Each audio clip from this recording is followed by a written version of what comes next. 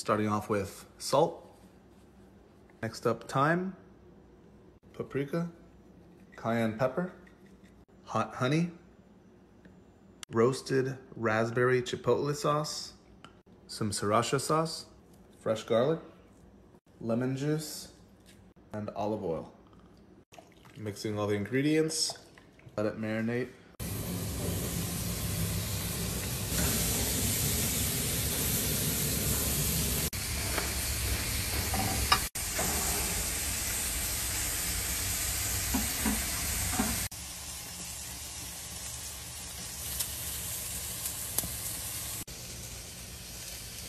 Now we're gonna add the barbecue sauce.